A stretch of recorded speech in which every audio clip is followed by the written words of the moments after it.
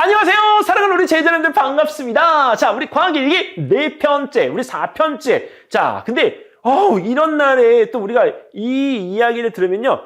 우리 친구들이 엄마나 아빠한테 엄마, 허리가 쑤셔? 다리가 무릎이? 근데 그렇대. 라고 이렇게 이야기할 수 있는 내용입니다.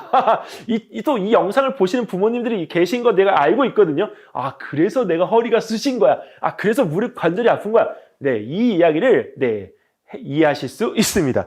사실은 우리 제자들보다도 우리 부모님들을 위한 이야기이기도 해요. 근데 사실 저도 이제 궁금하더라고요. 왜 날씨가 흐리면, 우리가 아플까? 자, 근데 이 날씨가 흐리면 아프다라고 하는 이 개념 자체에 대한 것을 갖다가 이해하기 위해서는 압력이라고 하는 부분에 대한 것을 먼저 이해를 하고 넘어가야 될 것 같습니다. 특히 그 압력 중에서도 공기의 우리가 압력인 저기압과 고기압에 대한 부분. 저기압이라고 하는 거는 우리가 주변 지역보다도 기압이, 그쵸? 낮은 곳을 우리가 저기압이라고 해요. 자, 근데 고기압은 주변보다 기압이 높은 곳이죠. 근데 고기압에 있는 이 공기는요, 어떻게 돼요? 맞아요. 이 공기의 밀도가 우리가 크기 때문에 아래로 하강하죠.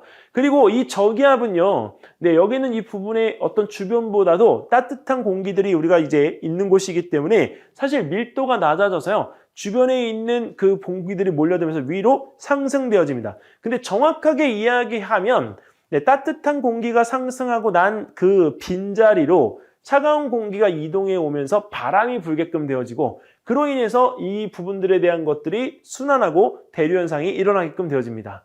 자, 근데 따뜻한 공기하고 차가운 공기에 대한 것을 공기의 성질이라고 하는데, 그 공기의 성질에 따라서 우리가 이제 이동하는 부분에 대한 방향과 특징들이 어떻게 되는지에 대한 이해를 먼저 해두면 날씨가 흐렸을 때 아픈 이유에 대한 부분을 우리가 충분히 공감할 수 있을 거예요. 자, 날씨가 흐리면 아프다. 근데 일단은 이 부분에서 저기압, 고기압일 때 날씨를 명확하게 우리가 구분 지으면 저기압일 때는 우리가 날씨가 흐린 날씨인 경우들이 대부분이죠. 자, 근데 고기압은 날씨가 맑아요. 우리 가을철 고기압, 겨울철도 어떻게 해? 눈이 오지만 우리가 추운 날씨에 우리가 대부분 맑은 날씨들입니다.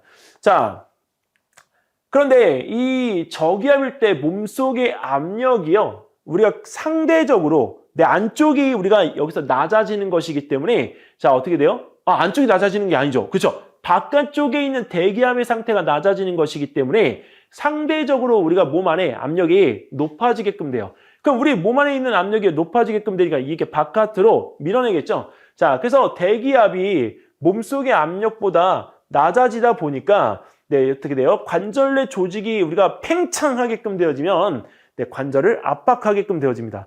그래서 내가 아픈 거예요. 관절을 팽창하게끔 하니까 누르니까 이렇게 우리가 아프다고요. 자, 그래서 신경을 갖다 자극해서 우리의 몸에 통증이 생기게끔 합니다.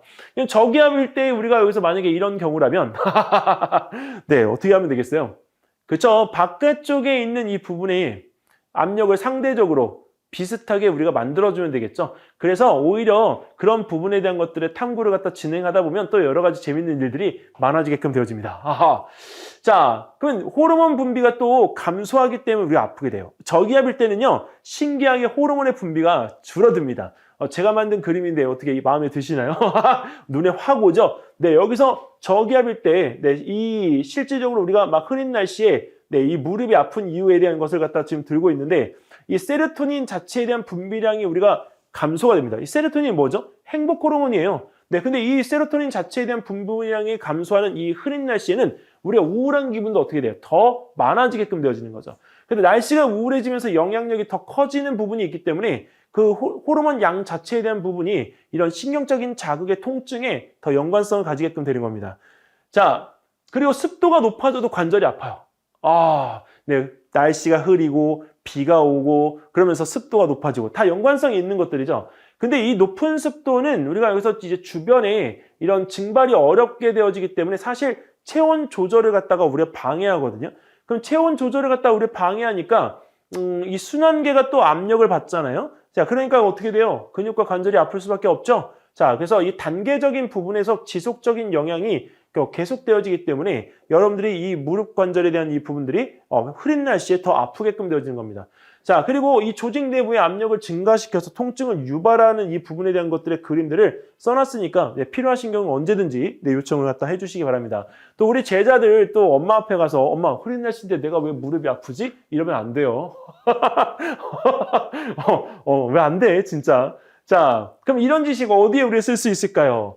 자, 일단은 압력의 변화와 팽창과의 관계에 대한 부분들을 우리가 이게 알아볼 수 있는 교구적인 어떤 장치들을 고안할 수 있지 않을까. 그래서 기압에 대한 부분을 눈으로 볼 수 있는 장치를 고안한다든지 압력에 대한 것들을 갖다가 기압계 말고 압력계 말고 다르게 우리가 확인할 수 있는 도구적인 부분들을 만들어 볼 수도 있을 것 같고요. 근데 습도하고 팽창과의 관계를 갖다가 통한 압력 조절 장치를 갖다가 우리가 만들어서 우리가 주변의 생활상에서 이용을 할 수가 있을 것 같습니다. 특히 비 오는 날 같은 경우에 이제 습도가 높아지게끔 되어지면 어떤 팽창적인 조절을 갖다 통해서 생활에 대한 부분의 개폐 장치들을 갖다가 우리 만들 수도 있는 부분들이기 때문에 참고 삼아서 해보시면 좋은 발명품도 나올 것 같습니다. 자, 오늘의 과학 일기 퀴즈는요, 바로 상승되어진 따뜻한 공기가 구름을 형성하면서 흐린 날씨가 되는 날씨의 기압은 무슨 기압일까? 네. 기압.